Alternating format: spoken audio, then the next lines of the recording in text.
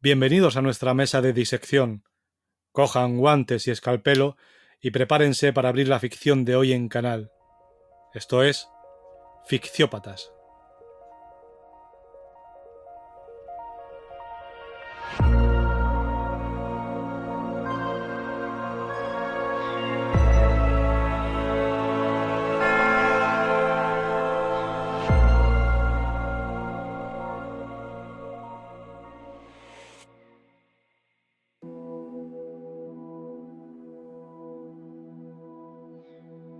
Y bueno, y hoy tenemos una lectura muy interesante que es la del ritual de Fernando Iwasaki que propuso Eric y lo tenemos aquí a él para hablarnos del ritual y vamos a debatir un poco a ver qué es lo que nos puede aportar este relato de Iwasaki. Hola Eric, ¿qué tal? Hola, buenos días, Víctor. Nada, encantado de estar aquí otra vez contigo.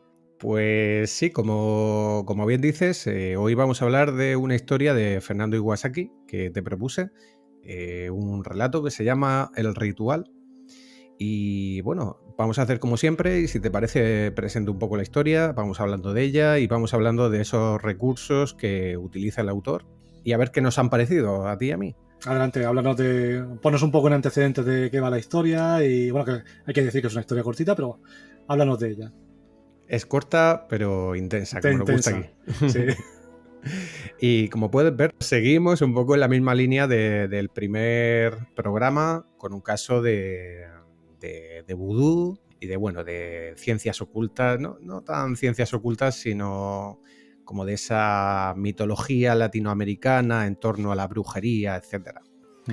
El relato, en su trama principal, habla de la relación que tiene el protagonista, que al mismo tiempo es el narrador, en este caso es un narrador protagonista, con su hermano Dieguito, su hermano Diego. Empieza planteando que siente ciertas envidias por la especial atención que se le está prestando por parte de la familia, que esto es una cosa muy de niños, ¿no? Pero lo que se plantea desde el principio es que Dieguito, su hermano, está enfermo, tiene una enfermedad. Para solventar esta enfermedad, los padres se ve que han hecho un esfuerzo por llevarlo a Estados Unidos y tratar de someterlo a operaciones, a un tratamiento.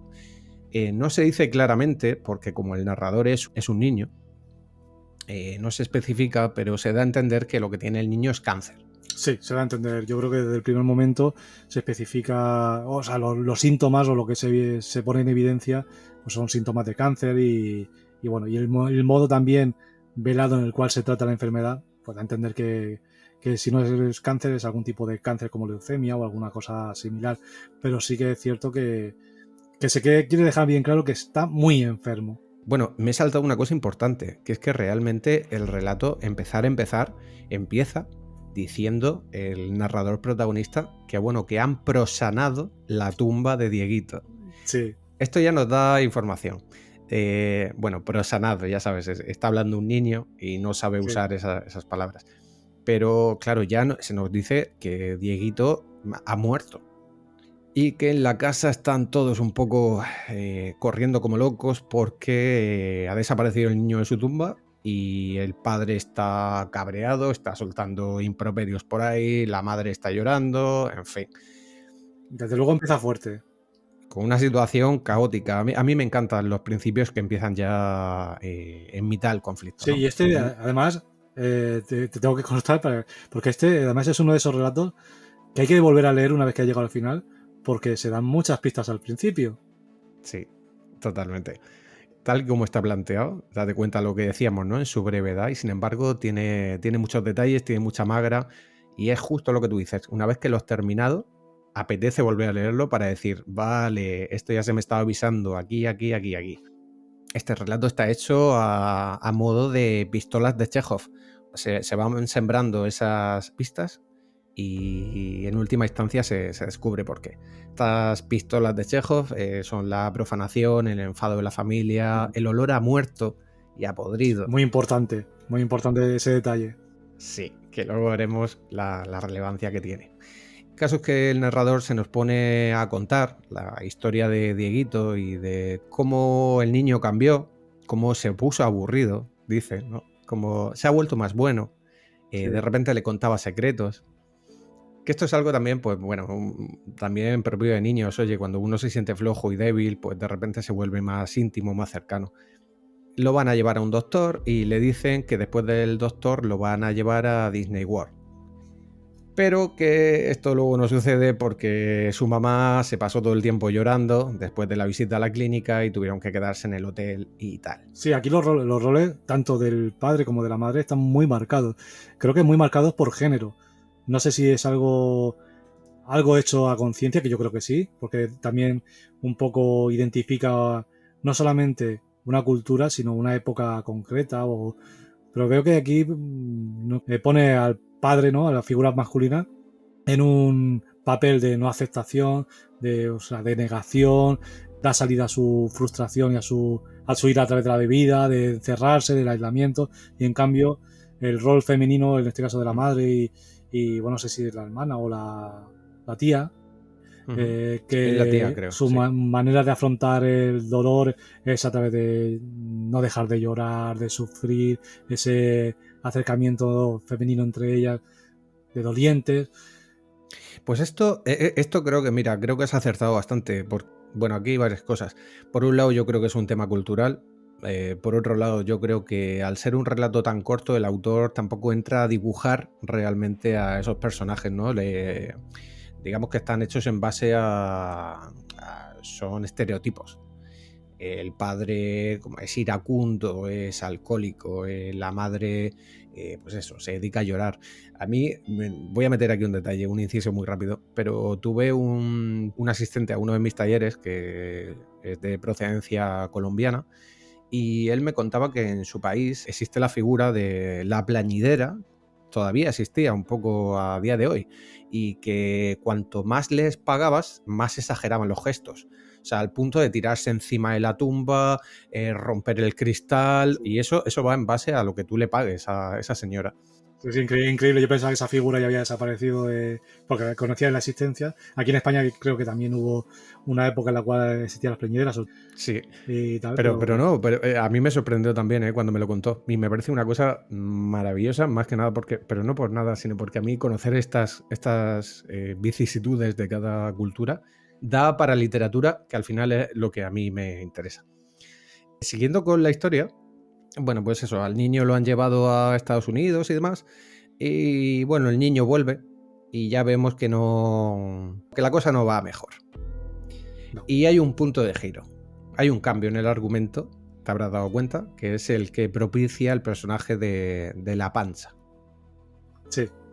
En el relato que, como tú decías, de Ana Yurba era la Tata Changá y aquí es La Pancha. La Pancha, que si te das cuenta, fíjate, esto está vinculado también con el relato de Ana Yurba. La Pancha, si no me equivoco, porque esto no se aclara, el narrador no lo aclara, el niño, es como la sirviente en casa o es como la ama de llaves o alguien que cuida del hogar, que coge a Dieguito y bueno, y lo empieza a llevar a ver a una señora, esta bruja, que es Madame Pacheco, que es una especie de curandera que según La Pancha va a lograr que Dieguito recupere la salud. Porque dice que Madame Pacheco conoce los secretos de las guaringas, siringas y otras pingas.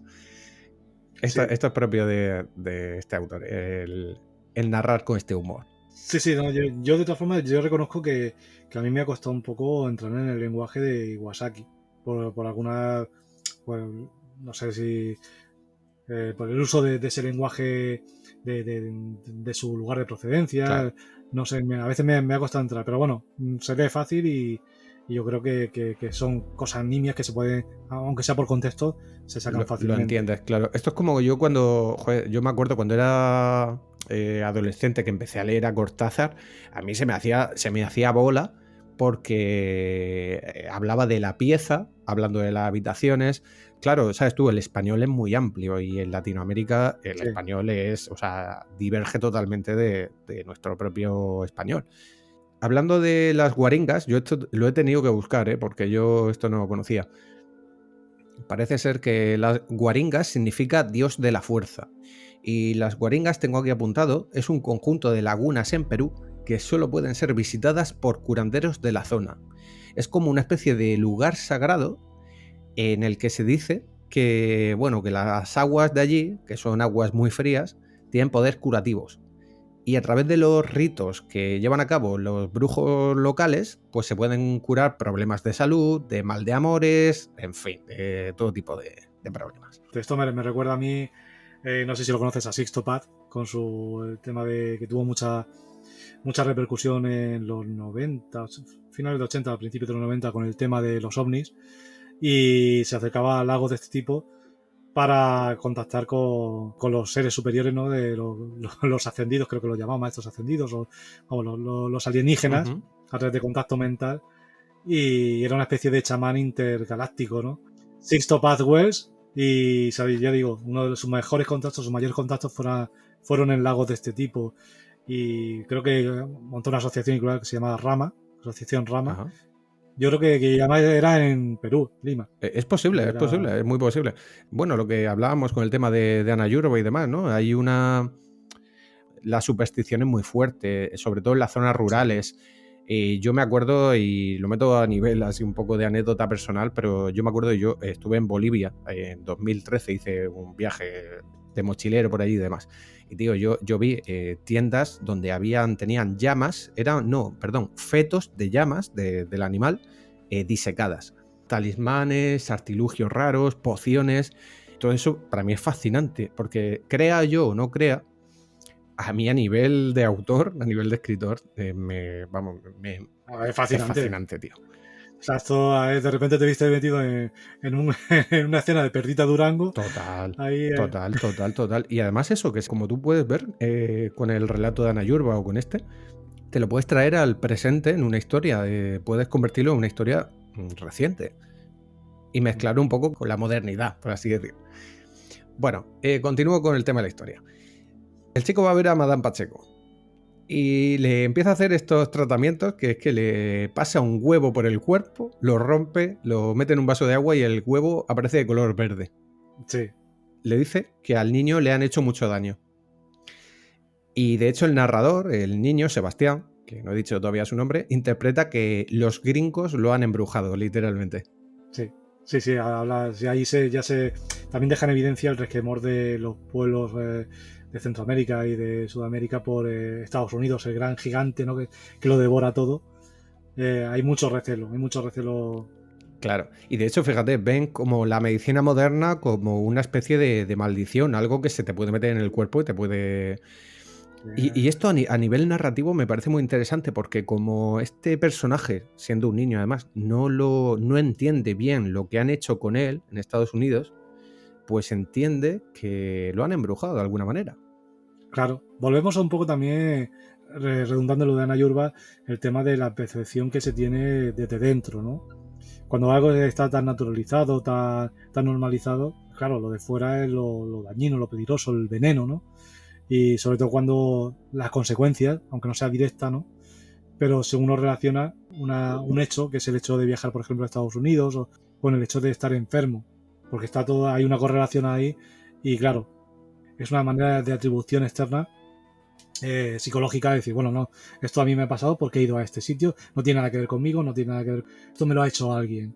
Y me viene esta pregunta para plantearte, a ti como escritor, ¿qué te parece el usar el punto de vista de una persona que tiene unas creencias, o de una persona que de alguna manera ignora algo que el lector sí da por hecho, sí da por supuesto? Porque claro, Iwasaki aquí juega precisamente con eso. Iwasaki sabe que la mayoría de sus lectores entienden la medicina moderna, saben lo que es un tratamiento contra el cáncer, pero sin embargo juega a meterse en el personaje de alguien que no entiende eso. Para empezar, me parece un reto interesante y que da mucho juego, y creo que es fascinante, ¿no? Intentar ese papel de meterse en el rol de alguien pues que no conoce, porque claro, es muy fácil caer en el error de hablar de más, o de repente pues perder la perspectiva. Claro. Y creo que sí, que es muy interesante, a la vez que es difícil. O sea, creo que, además que no ha escogido solamente a una persona que es ignorante de ese tema, ¿no? Sino que además es un niño. Claro. Que ya de por sí el niño está limitado por ciertos aspectos como son la edad, la experiencia.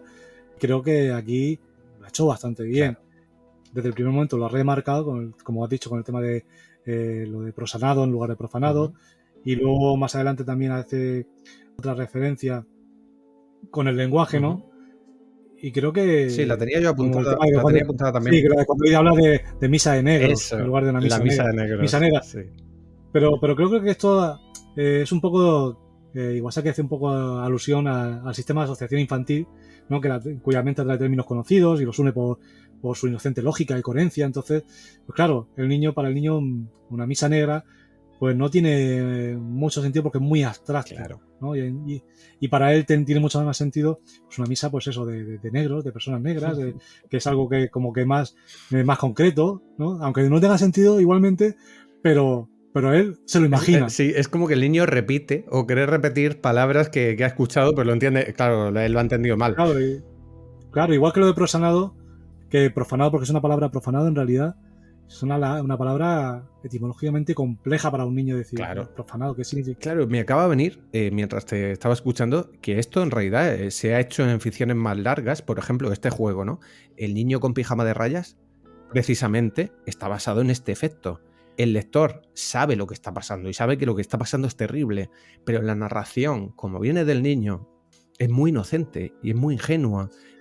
Claro, es un recurso bastante potente el usar un relato o un argumento dramático desde los ojos de un niño inocente o que está en un periodo de quizá de aprendizaje, pues es bastante potente, porque es el punto exacto en el cual el niño quizá empieza a dejar de ser niño.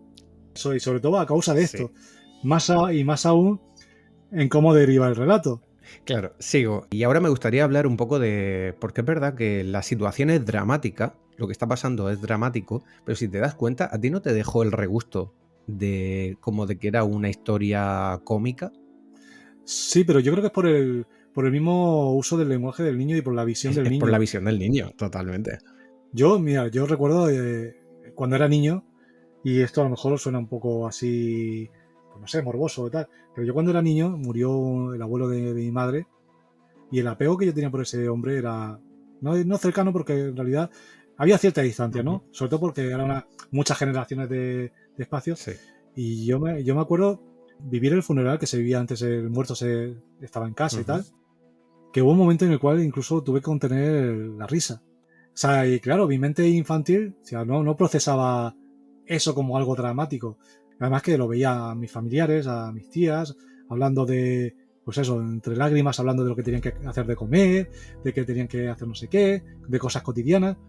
Y a mí no sé, me dio un ataque de risa que tuve que salir del velatorio. Y yo creo que es un poco, eso define un poco la mente infantil, de que no es capaz a ciertas edades de procesar todavía la muerte como algo que no tiene vuelta atrás, ¿no? Que es algo que es inminente, que es algo que lo acaba todo.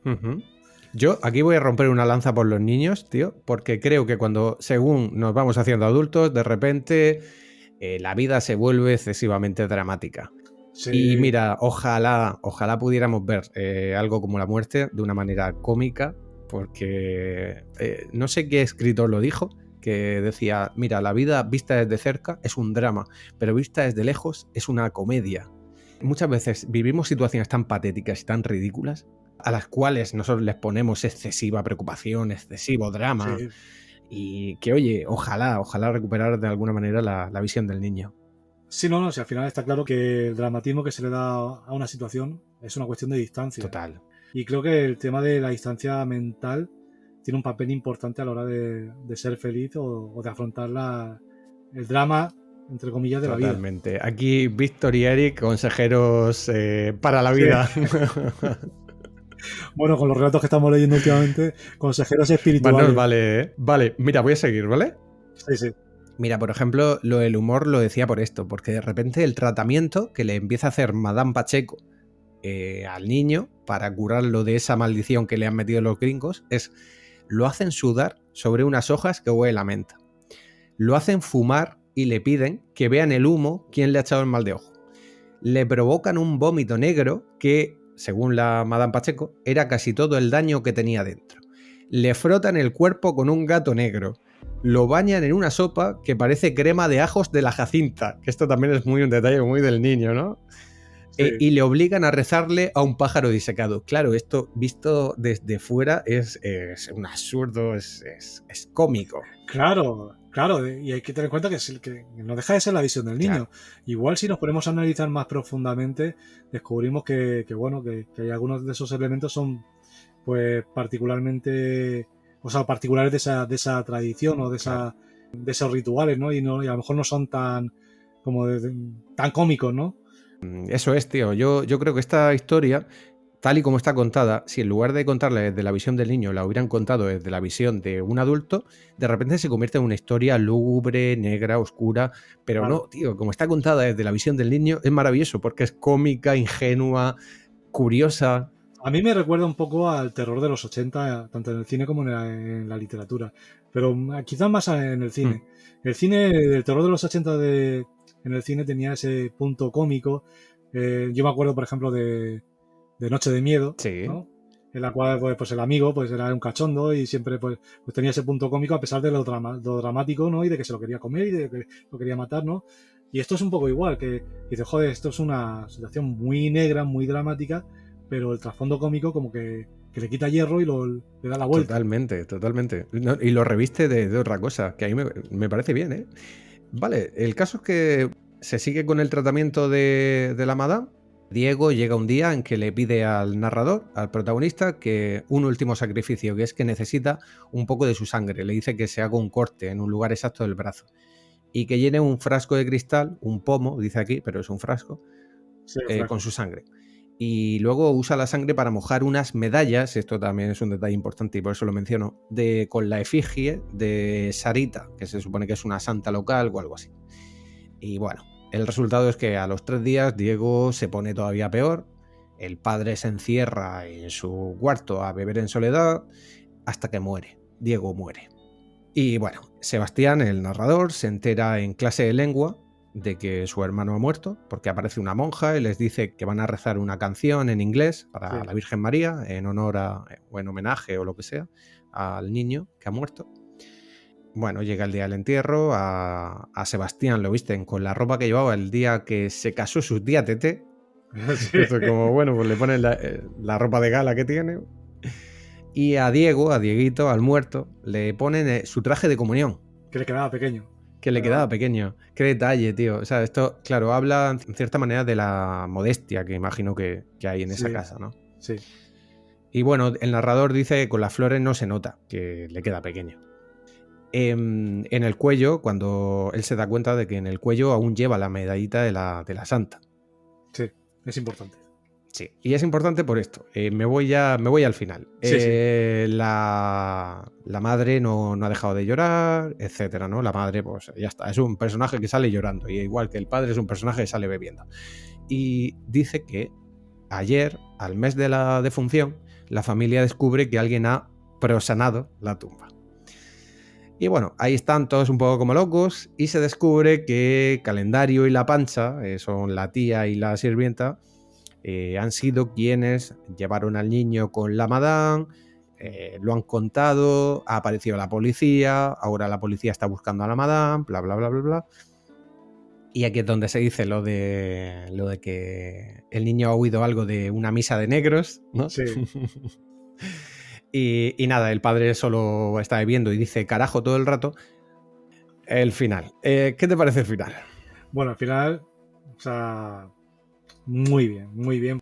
Es un final que se resume en dos frases. O en una frase ahí al final, lo que es la sorpresa llevada al extremo. Una sorpresa que de todo modo ya ha anticipado. O sea, no es sorpresa si estás muy, muy, muy atento. Claro, está Pero, anunciada desde el claro, principio. pero sí que es cierto que es como un disparo. Es un disparo. Es el disparo final y dice, bueno, no, o sea, a ver, esto es lo que ha pasado y bueno, y entonces ya entendemos el principio, pero bueno, cuenta al final. Va, el narrador, el niño, sigue insistiendo porque él decía al principio que él sabía cosas y que él quería estar abajo con el resto de su familia y no en su habitación. Y bueno, lo decía porque siente miedo, lo decía porque huele a podrido en la habitación y al final lo que descubrimos es que efectivamente el niño muerto, Dieguito, está en la habitación con él y ya no está tan muerto. O sí, que esto es lo que se deja. Claro, claro, efectivamente, porque ha sido, o sea, está ahí revivido, pero no, o sea, está negro y medio podrido, huele mal, entonces, Sí. claro, Eso en todas las reglas es como un zombie calmadito, ¿no? Porque lo consigue meterlo en el armario y esconderlo allí. Sí.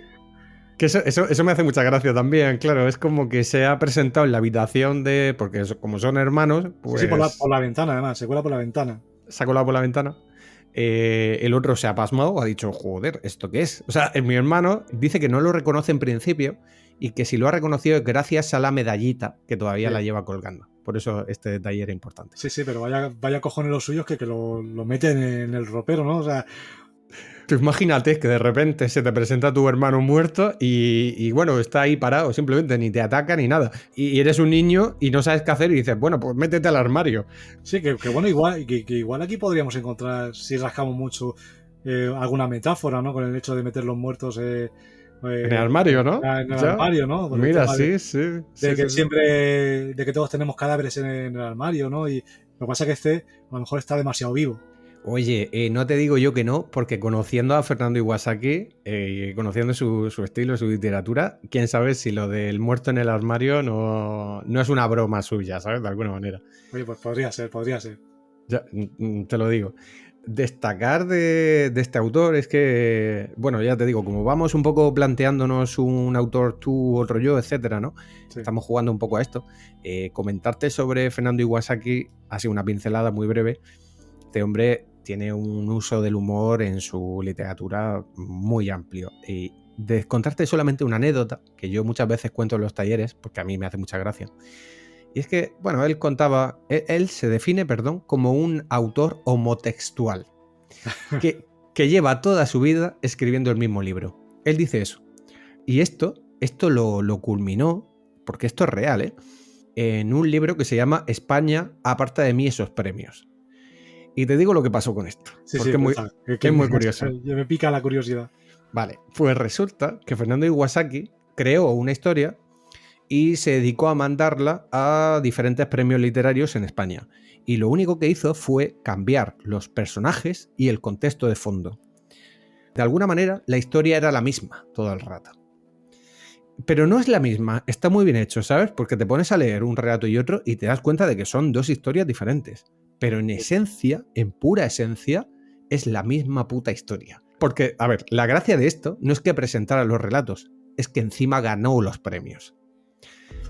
Y el libro está compuesto, o sea, tú vas leyendo relato a relato y vas viendo, este relato quedó ganador del premio no sé qué, no sé cuántas. Y el tío lo hizo a caso hecho. Él se planteó, dijo, ¿puedo yo coger una misma historia, cambiar los personajes, el contexto, darle una vuelta y probar a ver si gana? Pues tío, no sé si son 8 relatos o 9. Y sí, lo consiguió. Pues la verdad que sí. A ver, sobre todo es un cachondo, es lo que te quiero decir. Sí, bueno, esto a ver, enlaza mucho con la teoría esa de que dice, hay escritores profesionales que dicen que cada autor siempre cuenta la misma historia. Que bueno, sí, es que es eso, precisamente lo que ha hecho Iwasaki, pero trasladado a todos los autores, ¿no? Que siempre hay, pues eso, lo que son referentes concretos, hay querencias hacia temas concretos, hay traumas concretos y siempre se van basando o van rodeando todos esos términos que al propio escritor de forma individual le acosan, ¿no? Y al final la historia pues es siempre la misma. Y tú sabrás como yo que hay ciertos escritores o ciertas escritoras que efectivamente hacen eso, que por ejemplo a lo mejor escriben una saga y la segunda, la tercera, la cuarta parte, pues al final están contando en esencia más o menos la misma historia. Lo que han cambiado es que han metido un personaje nuevo, han metido alguna trama nueva, tal. Esto yo, bicheando por ahí comentarios de lectores, yo recuerdo, no me acuerdo del libro ni el autor, o sea, no quiero ni señalar a nadie, pero sé que esto se hace, porque había lectores que decían, es que es la misma historia, es que no varía un ápice, me está contando lo mismo. Que oye, que si te gusta cómo lo cuenta y te gusta la historia, pa'lante, o sea, tú como lector puedes seguirlo, claro. Pero que esto se hace, ya te digo yo que sí. Sí, seguro. Y bueno, yo creo que hasta aquí lo vamos a dejar aquí. Con el ritual de Fernando Iwasaki. Sí. Yo creo que ya lo hemos destripado bastante. Ya de aquí a la incineradora. Pues si te parece bien, cierra en cremallera este programa, como siempre haces. Sí. Bueno, pues si os ha gustado, dadle al like, suscribiros, compartir, que nos den mucho amor. Y bueno, no olvidéis recoger al salir y borrar las huellas.